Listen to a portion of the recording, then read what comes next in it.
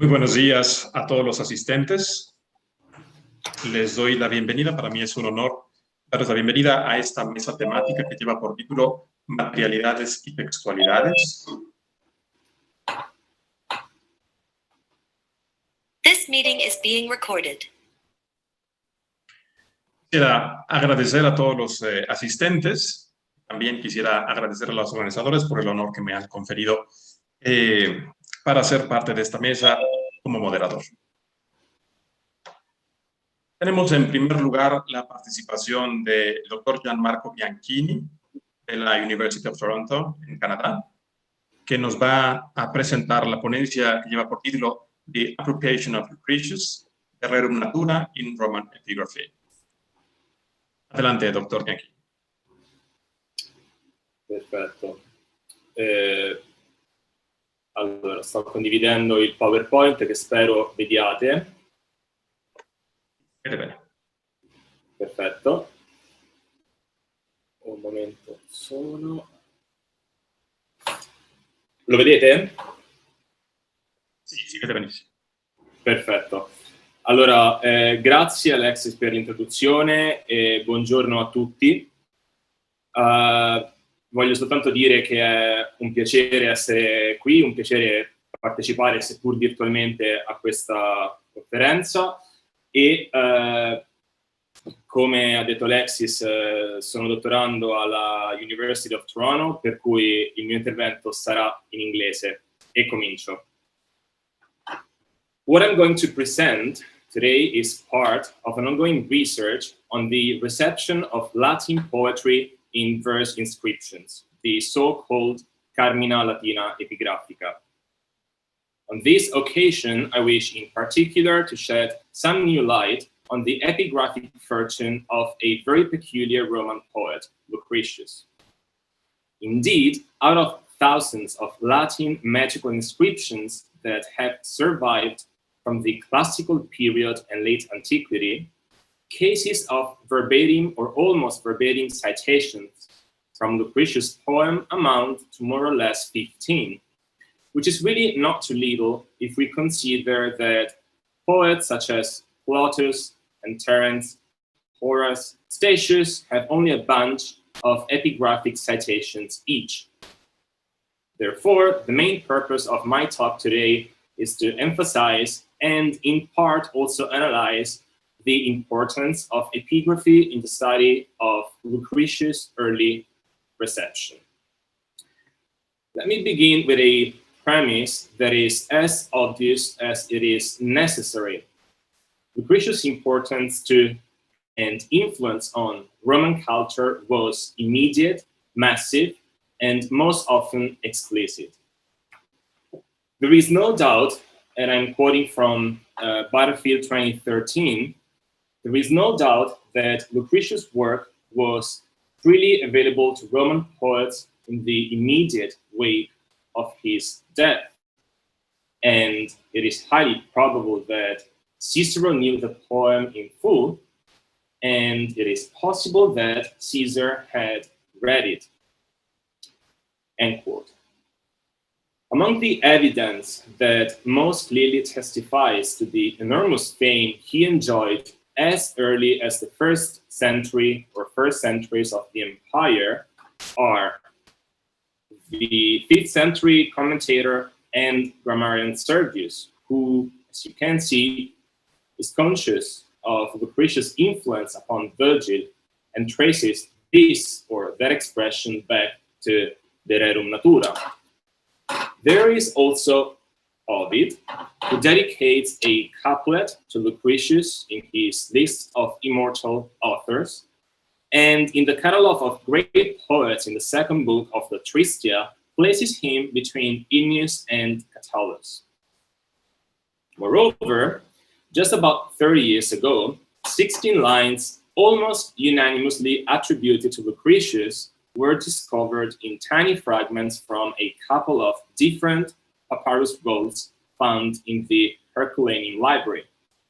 This gives us, and I'm quoting from Obbin 2007, the earliest known manuscript of any part of Lucretius, one manuscript, contemporary with Cicero. And here I circled just one fragment, which, as you can see, has perhaps a couple of maximum 3 words from 5th book of Lucretius. We can quite clearly read an M and then a punctuation mark, ES. So it is not surprising, I would say, that studies on Lucretius' early reception in the official literature have multiplied over the last decades. Whereas it is surprising that a systematic study on Lucretius in epigraphy is still missing and, as I propose to demonstrate today, well needed. As indeed Paolo Cugusi, one of the leading scholars in the field, claimed some years ago, in the epigraphic texts, Lucretius not only is present, but enjoys a similar treatment and fortune as that given to Virgil. Now, although Lucretius did not, in fact, receive the same treatment as Virgil, the first line of his poem was certainly a well-famous refrain among epigraphic poets. Enea dum genetrix, here, Enea du, and possibly an M, always from Pompeii, Enea dum genetrix, from Sicily, the first word of line 1 and the first word of line 2, Enea dalma, and from Aquitania, hominum divunque, possibly voluptas after. Moreover, from a complete analysis of the purpose of Latin verse inscriptions and considering some successive catalogs, several other epigraphic citations can be found. And although not all of these are certain, Lucretius turns out to be a fairly privileged repertoire among the authors of verse inscriptions. So let's now come to some stones. The first case is a funerary inscription from Africa dating to the 3rd, 4th century CE. In the first lines, the dedicator describes the triumph of nature in a bucolic landscape, where the wonder-working earth rejoices with selected flowers in honor of the addressee of the epitaph. Now, the expression wonder-working earth, daedalatellus, associated with flowers, seems to be taken from Lucretius' poem, where indeed it occurs twice. Here, in the hymn to Venus that opens the poem, where the goddess is celebrated in a very similar way, and the wonder-working earth produces flowers in her honor, but also 200 lines after, where Lucretius rhetorically asks whence the wonder-working earth could feed and grow animals if everything would perish completely.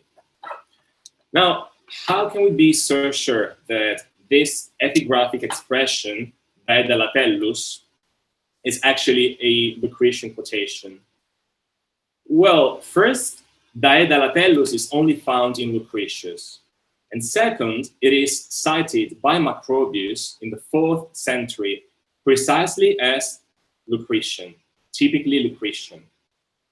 Now, since the inscription is coeval with Macrobius between the 3rd and the 4th century CE, it seems to me very likely that we are dealing here with a quotation of a phrasing, an expression that at the same time as the epigraphic text was composed, must have been famous in the highest cultural circles of the empire.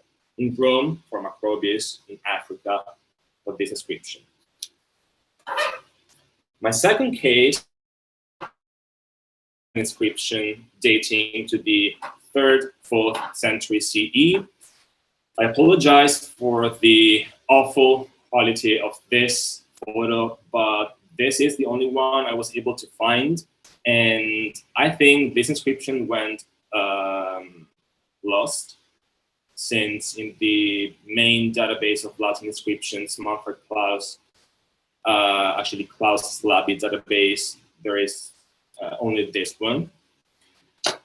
So back to this case, the text is here dedicated to a man, Varius Frontonianus, by his wife Cornelia Galla. After the onomastics lines in the first two lines, the inscription tells how the woman buried her husband and provided for the construction of a bust of him, which enabled her to regain, through the vision of the features of the beloved man, the sweet consolations of the old life. I think in the third line here on the left, especially the L, C, I, A are quite visible, whereas on the right, the final part of Solakia, especially, and perhaps the O, are quite well readable.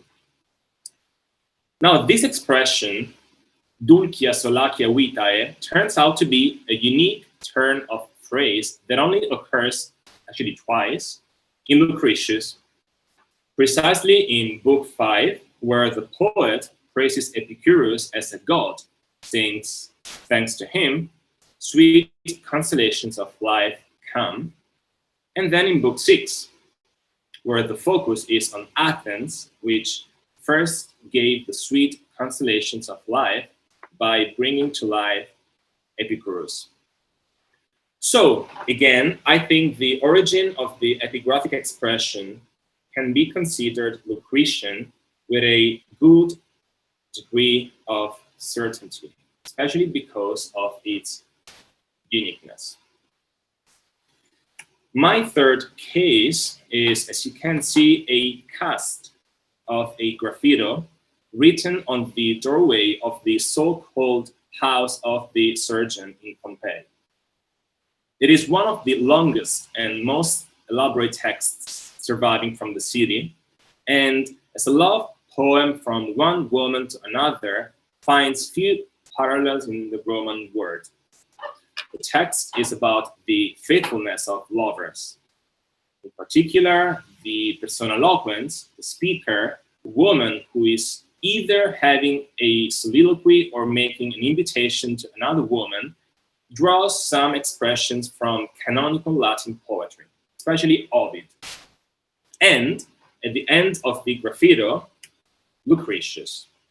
Indeed, sic Venus ut subito coniunxit corpora mantum of the inscription of the graffito recalls Lucretius Book 5.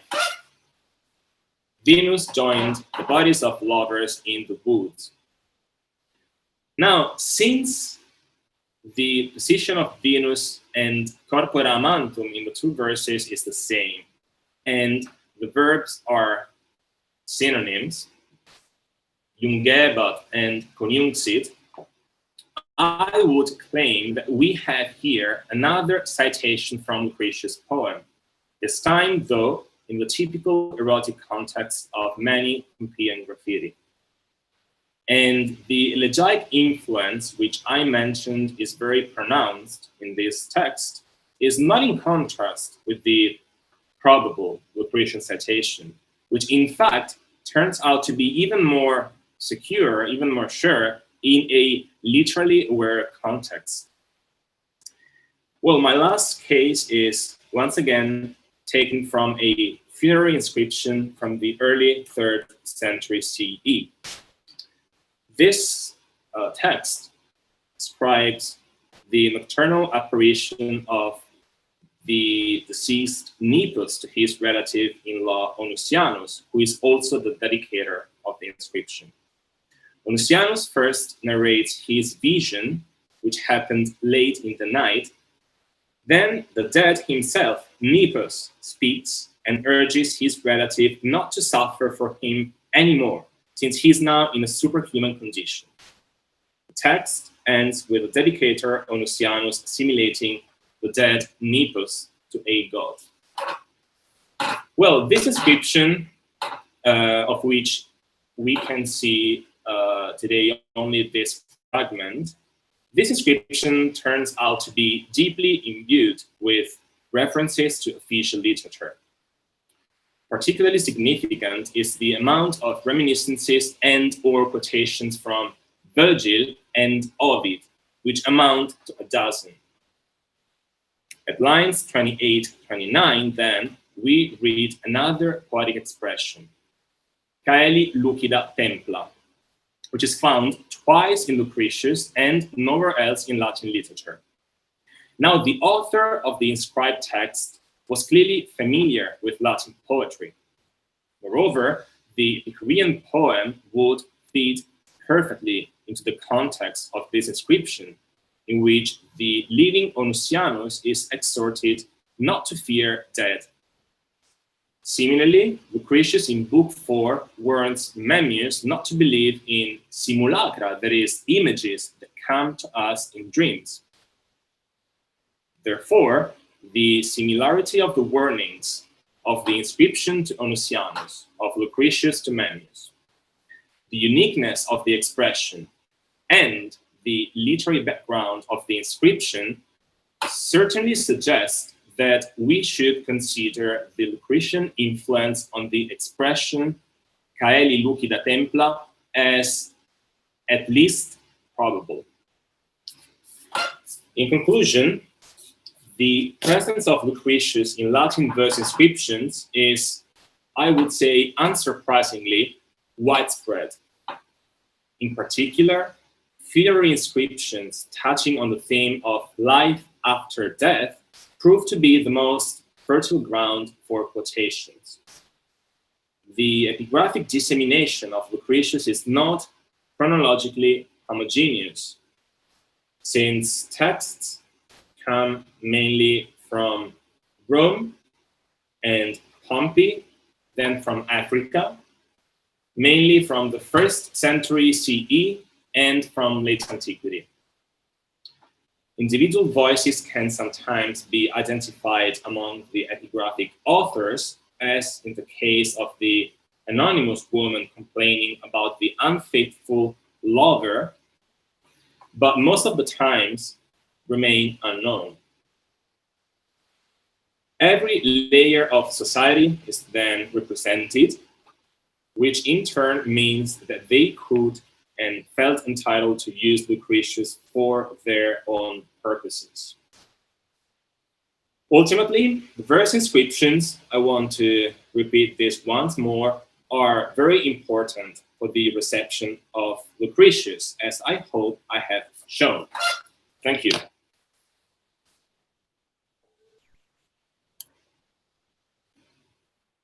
Thank you, Giancarlo, for this exposition. Thank you also for the exposition. You know, time is always a problem in these conferences. So thank you very much. Great, thank you. Now, ahora vamos a escuchar la ponencia de la doctora Nicoletta Bruno de la Università degli Studi di Bari, Aldo Moro, en Italia. Esta ponencia lleva por título Literary Archaeology, Subgenre or Argument of Ancient Historiography.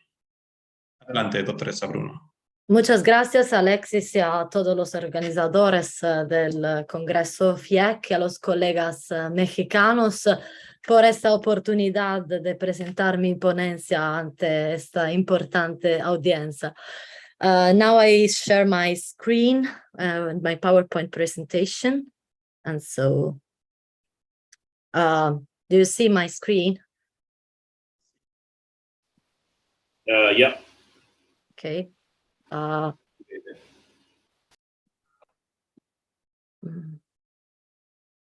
Just have to see the PowerPoint, yeah? Now you can see the PowerPoint.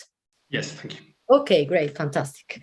So this paper is related to a book project I'm currently working on, deriving from a conference I organized in Munich last year on narrating early cultural history in the ancient literary world. The question I ask in this paper is, the archaeologies may be considered a sort of a lost subgenre of historiography, or a primordial form of narrating and arguing history, when there is no distinction between foundation stories, genealogies, and mythographies. An argument inside the historical narrative, argument to be meant either as argumentation or a topic. In support of this latter thesis, I take a cue from what Carol Doherty wrote in her essay, Greek Foundation Poetry, Questions of Genre and Occasion. Foundation thesis poetry did not function as an autonomous genre in the archaic period, as the foundation narrative always functioned as part of a larger project. The thesis is better understood as a literary topos. Something similar could be said about the so-called archaeologiae in historiographical works. Archaeology referred to all kinds of treatments of early history, oral and written, ranging from genealogies and foundation stories to more general forms of mythography. It has been translated either as antiquarian lore, ancient legends, or ancient history, deriving from archaion, ancient, which has the same root of arche, origin, and logos, account, reckoning, tale, and indicated all that related to antiquity. The word was already used in the 5th century BCE. The first occurrences in Plato, Hippia Major, where the sophist Hippia satyrs, the Spartans were delighted by listening to archaeologiae. The other ancient occurrences, excluding late antiquity, are in Diodorus of Sicily, in book 4, the introductory chapter, talking about Ephorus and his choice of not inserting the ancient legends in his history, and in Dionysius of Halicarnassus and in Josephus. Of course, there is a large use of periphrases to indicate these story tales of origins, such as tapalaya. As far as Rome is concerned, the prehistory of Roman historiography has many analogies with that of Greece. Aristocrats had more public ways of making sure the deeds of their ancestors were remembered. The Latin terms corresponding to archaeologiae would seem to be origines, like Cato's lost historiographical work, not annalistic, and also res gestae populi Romani, literally the deeds of the Roman people. However, it is remarkable that there is a problem regarding the Latin translation of the term archaeologiae, that is either origines, origo gentis Romanae, deriving from the Greek arche, and antiquitates, antiquitates Romanae, from the Greek archaion. In the modern literary criticism, the term literary archaeology assumes other meanings, for example, in the famous work by Michel Foucault, L'Archéologie du Savoir. But here I will only deal with the use of these parts of the history that relate to the past within historiographical works, leaving out the presence of the archaeologists in other literary genres. I want to argue how archaeologies are not only the object of the historical narrative as they were when they were orally performed, and as they evolved inside the accounts of universal historical works, like in Diodorus or Livy, or in Cato's, or in Dionysius' Roman Antiquities. But they have much in common with rhetorical speeches linked to the prefaces of historiographical works that contain methodological consideration on making history, often in historiographical monographs, and serve as a preparatory background with a programmatic intent for a history worth telling, as in the cases of Thucydides, chapter 2:19, and Sallust, chapter 6:13 of Catiline, both sections called archaeologies by ancient scholiasts and modern scholars. Archaeologies can be inserted as prefaces to a work or a single book, digression, argument in direct speech, which helps to introduce a topic and explain the origins and the causes of a story, a people, a war, with elements of cultural history. They are programmatic and preparatory to a presentation of a worthy topic. They disclose historical and cultural causes of past events. They reveal mechanisms of repetition and discontinuity with the past, and they condition the interpretation and the prediction of future events. Therefore, archaeology is the most literary and narrative element of the historiographical text. It is the background of the future. So they can only be written with hindsight, we can say, and they have teleological purposes. It is a past reworked for the future. These archaeologies were defined as literary artifacts and constructed just like a forensic speech. The rhetorical function of archaeology is particularly relevant in the thesis that it is a topic of ancient historiography. History and oratory are intersected in this sense, and the origins of this didactic function of the story of the past dates to when the archaeologies were performed. The testimony is precisely that of Plato, the first occurrence of the Greek term. When Plato recounts the past in the Timaeus or in Critias and distant prehistory as in Politicus and in the Laws, prehistoric and historic events are not only for themselves, but in the view of the presence of their respective narrator and audience, often young people like Pides, who memorize and recite them to learn their contents. The same didactic purpose of the past as the archaeologies in Lucretius Book 5 of the Rerum Natura and in Seneca Epistle 90, where the reader, discipulus, is often treated as a puer, to whom the teacher, the philosopher, addresses. The history of the past, therefore, has a teleological didactic character. The past has a paradigmatic function which offers the tools to understand the present and evaluate how to act in the future. And if Hippias Major source is useful to confirm that the archaeologies were performed, there is a substantial evidence from the 4th and 3rd century BCE about honorary inscriptions to historiographers given to them by polis and communities because they performed aspects of local history within a public context like a performance at festival or other public events. And from this text, we too know that archaeology is entertainment for children and that older women told stories to children. Therefore, the archaeologies were recited as the testimony of Hippias Major and Timaeus demonstrate, as if they were oratorical speech, similar to epidictic oratory as often, and children who recited them, including Critias, one of the protagonists of the Timaeus dialogue. Critias tells what he had learned when he was a child from his grandfather Critias the Elder, and how Solon had learned the lost tale of Atlantis thanks to the Egyptians. And in the chapter 23b, he reports that the Egyptian priest would have said to Solon, "Certainly the genealogies which you related just now, Solon, concern people of your country and are a little better than children's tales." A further confirmation, it comes from Dionysius of Halicarnassus and treatise on Thucydides, where the archaeologists were pleasant tales that entertained the public. So we can see now here in all human society, rhetoric were preserved in common tradition in rural areas and in a single repository in the cities. These records contain such as I described, and children inheriting them from their parents took care end to end to next generation. And so which they have received from antiquity. And so they are accounts with mythological digressions.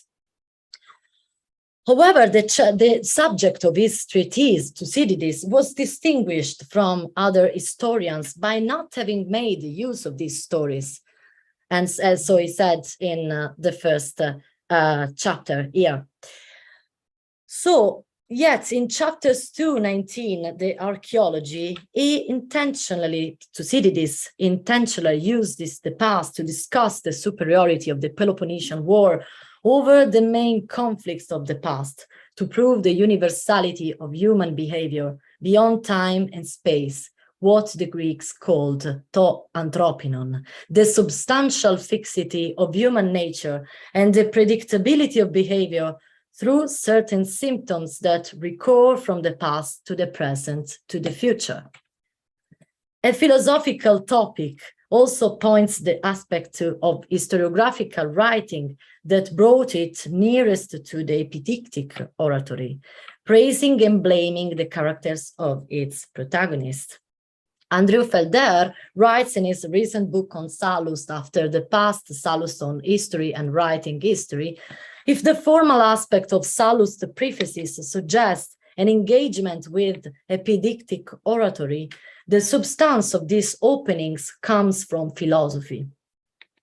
Quintilian, in citing a famous passage from Aristotle's Rhetoric, reports that the form Sallust chose for the openings of his works, its inclusion of a prologue, was an imitation of epidictic practice, and compares them to Isocrates, another source of literary criticism, of ancient literary criticism. Granius Licinianus wrote that Sallust should be read not as an historian, but as an orator, not only for the presence of direct speeches, which are the other more narrative elements of historiography.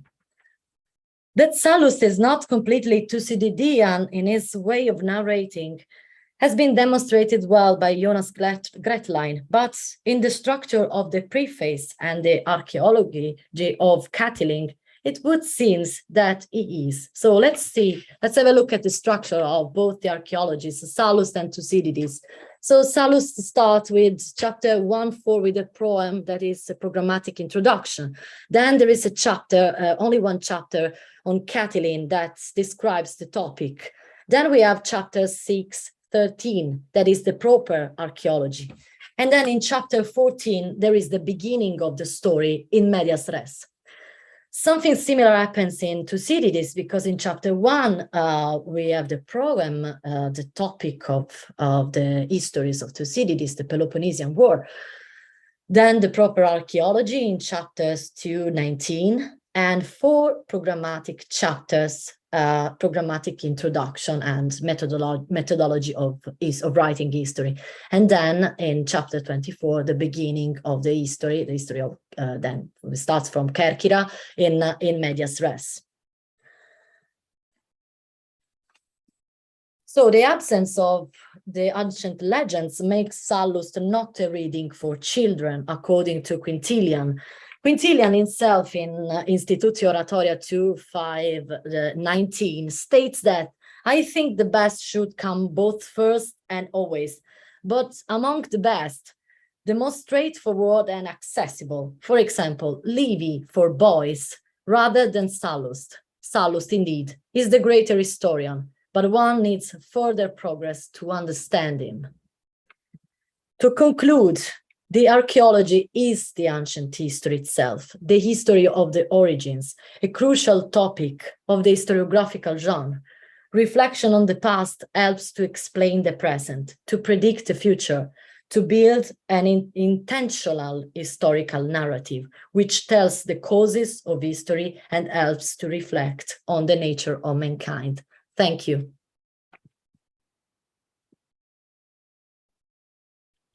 Thank you very much, Nicoletta, for this excellent lecture. Now we have time. We have more or less 15 minutes for open questions if someone wants to open their microphone and pose a question to our professors.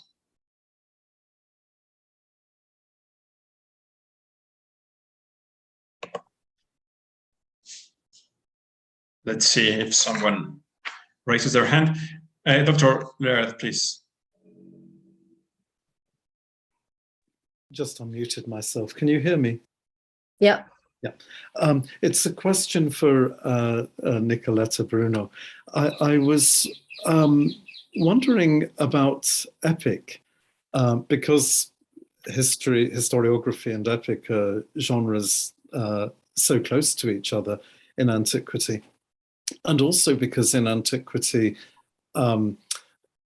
didactic and narrative epic don't seem to be categorically distinguished.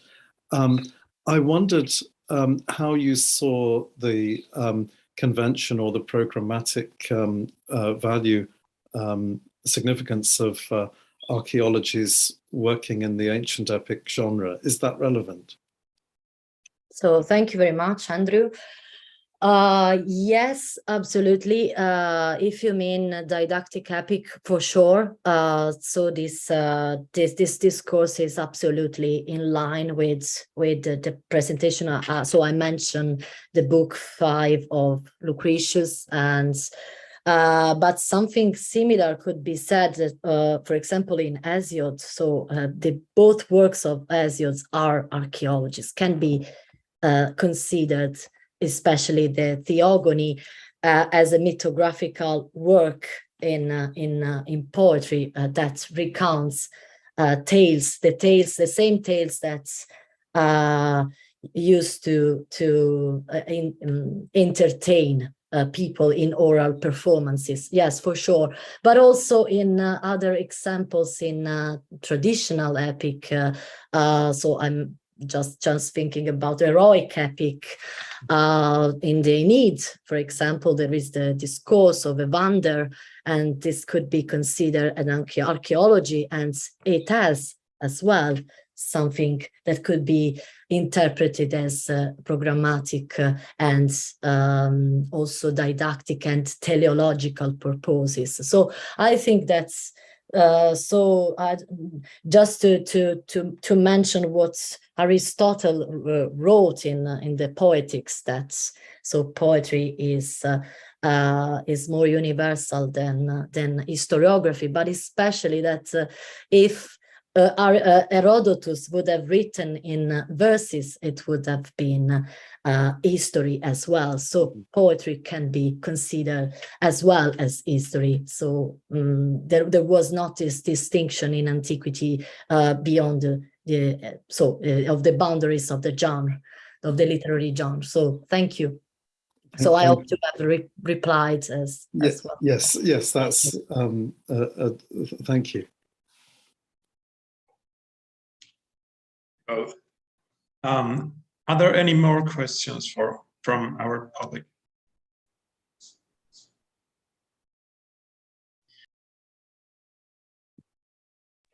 I would like to ask Gianmarco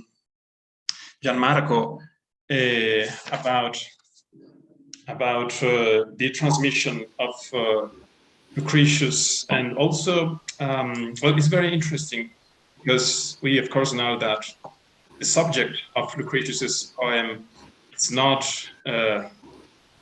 be considered as popular as maybe Virgil's, right? Because of philosophy, it's not an argument that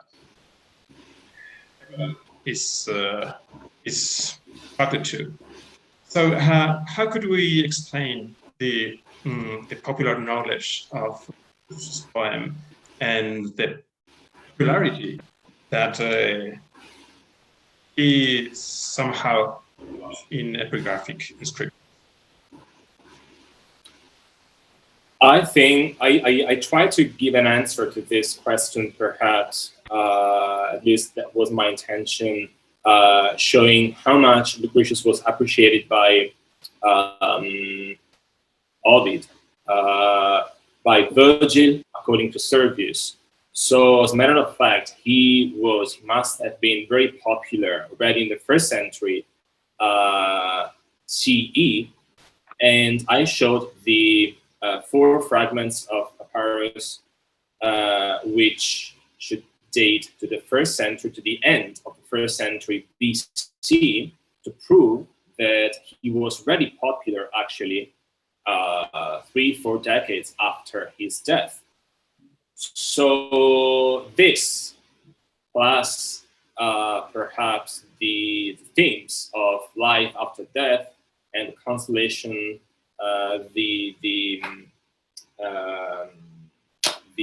his poetry urging not to fear death, are the 2 reasons why I think he was so popular. Again, more popular than, well, Plautus and Terence. Usually Roman plays, Roman comedies are not very popular, are not very well known among inscribers, and Lucretius was more. He was, as far as we can tell, based on epigraphic indexes, he was more popular than Horace. So again, I think he's popular. He's being very, very widespread among the cultural elites in the first centuries, in the first century BC and CE. And a couple of things very, very well usable among epigraphic poets are the reason, are the answer I would give. And if we think about the nature of inscriptions, actually, if we think about the nature of the inscriptions I focus on for this research, they are verse inscriptions, which means most of the times epitaphs, funerary texts, which also means death. And who's the poet who talks the most about death? Well, Lucretius is one of the, 3-5 poets in Roman culture most suitable. So again, the theme of his poetry, the main theme of at least the fourth book of De Rerum Natura, and his popularity immediately after his death, I would say. Thank you very much. Great answer. Do we have any more questions from people present in this room?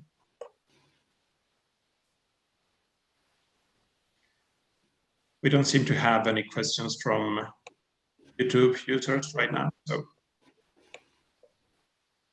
also, if you would like to amplify or to expand on something, Nicoletta and Gianmarco will have 5 minutes. Yes, maybe I have a question for you, for Gianmarco.